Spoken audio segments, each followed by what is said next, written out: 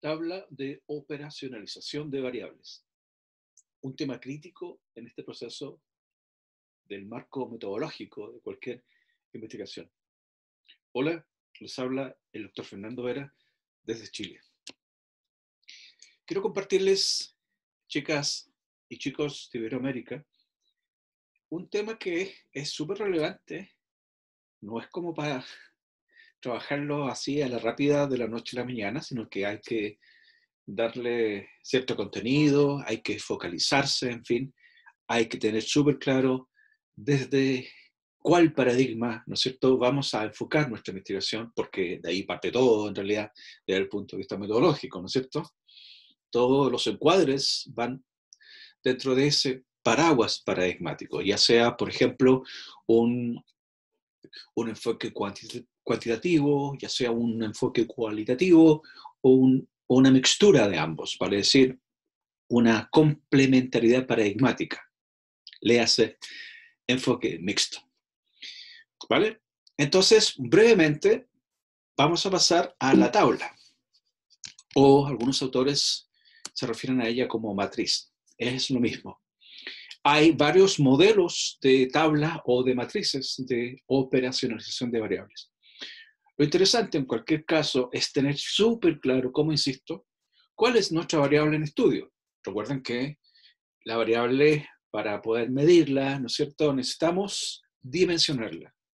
No podemos medir una variable si no la descomponemos en esas otras estructuras o dimensiones, ¿vale? Por lo tanto, súper claro como primer punto, la variable que estamos estudiando, ¿vale? En este caso es la calidad educativa, que puede ser calidad educativa contextualizada en una X carrera de grado, por ejemplo, que para este caso es la formación en enfermería en Chile, que en Chile decimos pregrado. Este estudio tiene un objetivo general que aquí no está compartido, pero básicamente se refiere a conocer, ¿no es cierto?, la calidad educativa de del programa de formación en enfermería en una universidad privada chilena, desde los criterios de acreditación de la CNA Chile, de la Comisión Nacional de Acreditación de Chile, y de sus agentes integrantes, ¿vale? Por agentes integrantes nos referimos a, por ejemplo, a estudiantes, docentes, administrativos, directivos, vale decir, todos esos sujetos que nos van a entregar información sobre el objeto de estudio, o en este caso, la variable calidad educativa, ¿vale? Por tanto, todos esos aspectos ya los hemos visto, ya están sancionados en las fases anteriores. Ahora estamos operativizando lo que planteamos anteriormente en la fase de la problematización, ¿vale? Entonces acá he elegido algunos objetivos específicos de este estudio, solamente para ilustrar, ¿no es cierto?, cómo se construye esta tabla. Y lo que he hecho es simplemente copiar y pegar los objetivos que ya estaban definidos en la fase anterior, como digo. Y para las dimensiones, en este caso, ha sido relativamente fácil porque para este estudio, que fue un estudio que dirigí, que autodirigí, mejor dicho, solamente me basé en los criterios de evaluación para carreras y programas de la CNA Chile. Por lo tanto, la identificación de los objetivos fue de las dimensiones y, por cierto, sus objetivos fue un proceso relativamente fácil, ¿vale? Pero no es tan fácil si es que uno tiene que partir de cero, tratando de identificar ahora cuáles son nuestras dimensiones, vale decir, aquellos elementos que nos van a permitir medir una variable en particular. Acá he identificado la dimensión, que en el concepto, en el lenguaje de la CNA Chile es criterio, por si acaso, pero para efectos investigativos estoy usando el concepto de dimensión. Tenemos propósitos institucionales, tal cual se establece en los criterios de la CNA Chile, como digo, integridad institucional, integridad institucional y estructura organizacional, entre otros tantos criterios que establece la CNA Chile para acreditar programas de grado y de posgrado en nuestro país. Ahora, los indicadores, recuerden que la dimensión, nuevamente, para poder recoger información sobre ella y poder tributar a la variable en estudio, tenemos que descomponerla. ¿Y cómo lo hacemos? Bueno, identificando algunos indicadores, es decir, algunas características, ¿no es cierto?, que puedan ser observables, que lo vemos, que vemos esa característica observable, o bien si se trata de una característica que pueda ser medible, ¿vale? Por lo tanto, desde ese punto de vista, tenemos indicadores cualitativos y cuantitativos según sea el caso. Y por cierto, cualquier dimensión puede tener diversos indicadores, no necesariamente uno. Todo dependerá de lo que queremos recoger de información sobre ese indicador, ¿vale? Siempre a mis estudiantes de grado y de posgrado les sugiero trabajar, aunque todavía no tengamos un instrumento definido, pero ya lo tenemos pensado, porque cuando estamos investigando es como jugar ajedrez. Para quienes juegan ajedrez me van a entender. Uno siempre se adelanta varios pasos adelante, porque uno juega en forma estratégica. Y cuando uno investiga de forma estratégica. Es decir, no puede uno investigar si es que no se ha establecido, que no hemos establecido algunas estrategias cognitivas y metacognitivas, por igual. Entonces, si es que no tenemos todavía el instrumento, tenemos que visualizarlo en nuestra mente y pensar por lo menos de qué tipo de instrumento se trata, para tratar de identificar o de vislumbrar algunos reactivos o preguntas que pudieran entregarnos o reportar información sobre ese X indicador, ¿vale? Aquí, como digo, ha sido re fácil porque lo que en la práctica utilicé fue el cuestionario de la CNA Chile para evaluar la calidad educativa de programas y carreras en Chile. Entonces fue fácil, porque ya tenía el instrumento a la vista. Y por lo tanto solamente tuve que ahora buscar qué preguntas o qué reactivos de ese cuestionario, por ejemplo, para estudiantes y docentes, entregaban información sobre esos indicadores que ahí se establecen. Visión, misión, valores institucionales, perfil de egreso, perfil de egreso, proyecto de carrera y otros tantos que a uno se le pudiera ocurrir como indicador que nos va a entregar información sobre la dimensión propósitos institucionales, ¿vale? Entonces, esas preguntas de la 1 a la 7 de esos cuestionarios, para el cuestionario para estudiantes y para los docentes, son las preguntas, son los reactivos que me están entregando en la práctica, en lo operativo, información sobre esos indicadores. Pero además, tengo que las preguntas 1 y 2 de la guía de entrevista también entregan información sobre esos indicadores. Acá, por ejemplo, pude haber colocado, que para este efecto no lo puse, pero pude haberlo colocado, por ejemplo, revisión de la página web a través de alguna pauta de cotejo, para ver, por ejemplo, si es que la visión y la misión y los valores institucionales están disponibles para toda la comunidad, ¿vale? Porque una cuestión es que esté disponible y la otra es que estos valores institucionales o declaraciones institucionales, ¿no es cierto?, se los socialice en la comunidad. Bueno, respecto de la integridad institucional que reporta al objetivo de analizar el nivel de cumplimiento de los propósitos institucionales, hay también una cantidad o un conjunto, ¿no es cierto?, de indicadores de diverso tipo. Por ejemplo, relación número de estudiantes y recursos bibliográficos. Hay ciertas métricas nacionales o relación o ratio entre número de estudiantes versus número de textos disponibles. Siempre las instituciones de educación superior tienen un estándar. Por ejemplo, pudieran tener que cada 10 estudiantes debe haber un texto de estudio, por ejemplo. Y ese estándar pudiera ser distinto en distintas universidades, ¿vale? O pudiera tampoco no estar definido ese estándar. Por lo tanto, al preguntar, por ejemplo, en las preguntas 8 y 13 a estudiantes y docentes, uno puede recoger información sobre ese indicador, ¿vale? Es decir, si los estudiantes y, y el profesorado sabe o conoce este estándar, por ejemplo. Y la pregunta 3, disculpe, de la guía de entrevista, que es otro instrumento, también me está entregando información sobre esos indicadores.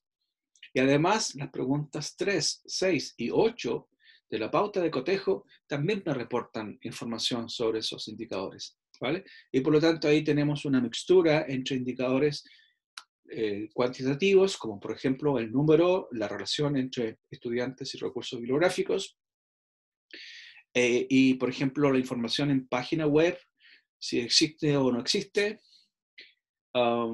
y el tipo y cantidad de reglamentos, por ejemplo. ¿Cuántos reglamentos existen? 20, 40, 50, no lo sé, los que sean, y de qué tipo de reglamento existen. Reglamento de uso de laboratorios, reglamento para entrega de trabajos de fin de máster, de fin de carrera, en fin, distintos tipos de reglamentos. Que eso no lo sabemos, pero a través de una pauta de cotejo podemos recoger esa información.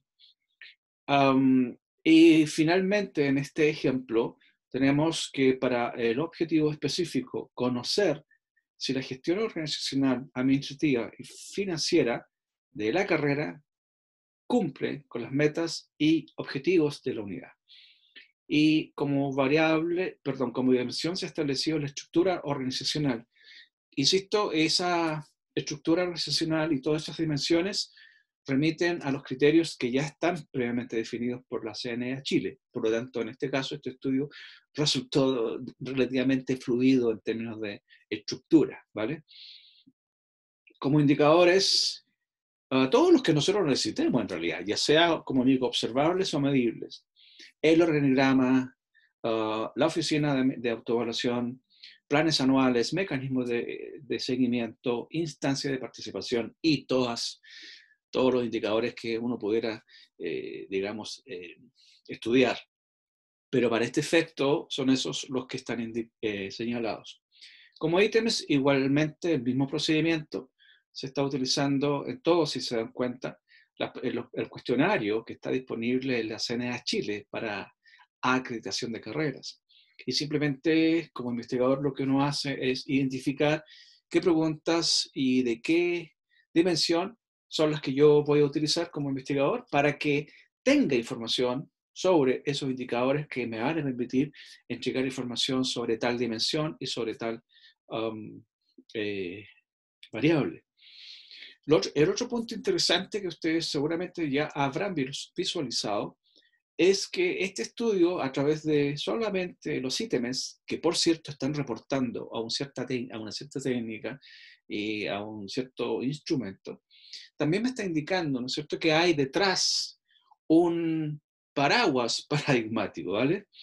Porque si estamos, por ejemplo, utilizando un cuestionario, claramente, ahí estamos diciendo, sin decirlo, pero como investigador o como un futuro profesional o egresado de algún magíster o máster, sabe que detrás siempre hay un paradigma, ¿vale? Que nos orienta, nos marca la ruta desde el punto de vista investigativo o metodológico en este caso. Entonces ahí tenemos un cuestionario y el cuestionario remite a un enfoque cuantitativo, ¿vale? Seguramente acá se ha trabajado con alguna escala de Likert, por ejemplo, pero también fíjense que hay otro instrumento, porque al decir preguntas 1 y 2 de guía de entrevista, ya estoy visualizando un enfoque cualitativo, ¿vale? Porque la entrevista y la pauta de entrevista, que es el instrumento, la entrevista es la técnica, remite a un enfoque cualitativo. Por lo tanto, uno visualiza inmediatamente en esa sola declaración que ya el paradigma está súper definido anteriormente y que, por cierto, será un enfoque mixto. Ahora hay que definir, por cierto, si será un enfoque cualitativo o un enfoque cuantitativo, que es otra decisión metodológica que hay que establecer y fundamentar. ¿Por qué es cualitativo y por qué es cuantitativo? Es decir, tenemos que explicar y fundamentar la predominancia del enfoque, ¿vale? Porque si hemos dicho cualitativo, hemos tomado esa decisión. Y como decisión debemos fundamentarla, ¿vale? Y acá, por ejemplo, la entrevista, como acabo de decir, remite a un enfoque cualitativo, haciendo las definiciones de preponderancia del enfoque, ciertamente, pero eso es lo que uno visualiza a través de la pauta. Cuando uno todavía no tiene el instrumento para recoger información, igualmente, lo que uno debe hacer como ejercicio intelectual es crear la pauta, pues, crear esta tabla de operacionalización de variables y visualizar, aunque uno no lo materialice todavía, pero visualizar. Uno siempre cuando está investigando está visualizando hechos, ocurrencias futuras, que después obviamente uno las triangulará, contrastará con la realidad, ¿no? Pero eso es lo que pasa en la mente de un investigador. Uno siempre visualiza y se adelanta. Y después obviamente uno va aterrizando, porque esta tabla lo que hace es eso precisamente, aterrizarnos. Llevarnos, por ejemplo, al campo de estudio y con todas las implicancias teóricas y prácticas que ello supone. ¿Vale? Aquí nada es azaroso, todo debe estar concatenado y todo debe conversar bien el mismo lenguaje, el mismo paradigma, la misma opción metodológica y la misma opción teórica de comienzo a fin, ¿vale? Y a eso los investigadores llamamos simplemente coherencia constructiva. Y cuando uno visualiza, cuando uno ve esa coherencia constructiva, que es como, por así decirlo, el pegamento de todo lo que estamos planteando, ya sea desde la opción teórica como desde la opción metodológica, y todo eso conversa y fluye, obviamente que estamos respondiendo a ese criterio, ¿vale? Bueno, eso es lo que quería compartirles. Finalmente, relevar el siguiente hecho. No no es ético. Constituye un alto sesgo y este sesgo podría invalidar cualquier investigación, y eso se refiere simplemente a no hacer nada ex ante. Por ejemplo, si se nos ocurrió una X pregunta para un cuestionario determinado que nosotros vamos a construir, eso está en nuestra mente, pero científicamente eso no es efectivo. Siempre lo efectivo tiene que tener su correlato, que es la evidencia objetiva, ¿vale? Por ejemplo, acá, como les planteé, el proceso fue bastante amigable porque ya estaba construido el cuestionario, ¿vale? Es decir, estamos hablando de un inventario. Por lo tanto, los temas de validez, el tema del alfa de Cronbach, no son temas en este caso porque eso está resuelto. Lo que uno hace a final de cuentas es simplemente obtener el alfa de Cronbach para saber, por ejemplo, si con estos estudiantes, con estos agentes integrantes, el resultado final, que lo más probable es que sí sea, se acerque a 1, ¿vale? Entonces, ahí lo que conviene es verificar, por ejemplo, en el original, en el cuestionario o en el instrumento original, cuál es el alfa de Cronbach. Y lo más probable, voy a inventar, por ejemplo, si fuese 0.8, que los investigadores apuntamos siempre ahí como mínimo para que sea fiable, estadísticamente hablando me refiero, a 0,8, puesto que el máximo es 1, ¿vale? Y si nosotros, al aplicar las estadísticas al final del proceso y obtenemos nuestro alfa de Cronbach, que lo podemos obtener por dimensión y luego tener un consolidado, o sea, podemos obtener un alfa de Cronbach por dimensión, eso es factible y es bueno que se haga. Y finalmente podemos tener el alfa de Cronbach para el consolidado, o sea, para todo el instrumento en general. Y si obtenemos al final del proceso, como digo, un 8.87, por ejemplo, es súper confiable, ¿vale? Y está dentro se acerca o supera, en este caso, al alfa de Cronbach original. Normalmente, cuando uno obtiene el alfa de Cronbach, este coincide, lo que uno observa en la práctica, coincide con el alfa de Cronbach original. Ahora, cuando uno se pone a hacer modificaciones al instrumento, que también se puede, pero siempre cautelando los derechos de autor, eso supone, por ejemplo, haberse contactado con el autor de tal inventario, por ejemplo, y solicitarle la autorización por escrito. Nada vale aquí por palabras, aquí cuando uno investiga la oralidad, poco sentido tiene si es que no tiene su contraparte, que es la escrita, ¿vale? Un permiso, como digo, por escrito, y ese permiso por escrito de parte del autor nos va a permitir hacer las modificaciones y adecuaciones para el contexto que se trate. A veces tenemos que hacer adecuaciones desde el punto de vista del lenguaje, por ejemplo, ¿vale? Por ejemplo, en Chile decimos reprobar, reprobado, ¿vale?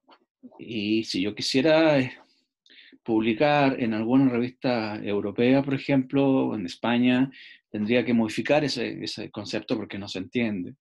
Suspenso, se dicen, por ejemplo, en España, para los reprobados. Y así esas adecuaciones, si es que hay palabras de ese tipo en un X inventario, obviamente pedimos autorización a su autor para hacer esas modificaciones lingüísticas. Pero también podríamos tener adecuaciones desde el punto de vista de la cantidad de ítems. Por ejemplo, si el ítem original tiene, voy a inventar, 50 reactivos y a nosotros solamente nos sirven 40, obviamente que también pedimos autorización para adecuar esa cantidad de reactivos a nuestro contacto, ¿vale? Pero eso se hace fácil, insisto, cuando estamos trabajando con un inventario. Cuando no, cuando nosotros estamos creando el instrumento, nada ex ante podemos hacer. Eso no es ético. Invalida ipso facto cualquier investigación. Para que, por favor, cautelen ese criterio de integridad, ese criterio de ética, ¿vale? Los principios metodológicos son universales, como ustedes bien saben. Bueno, eso es lo que quería comentarles. Esta tablita que parece sencilla tiene sus implicaciones teóricas y prácticas, como les he comentado. Bien, es lo que quería compartir con ustedes. Ahí están mis créditos, por si alguien quiere contactarse conmigo. Bien, carpe diem.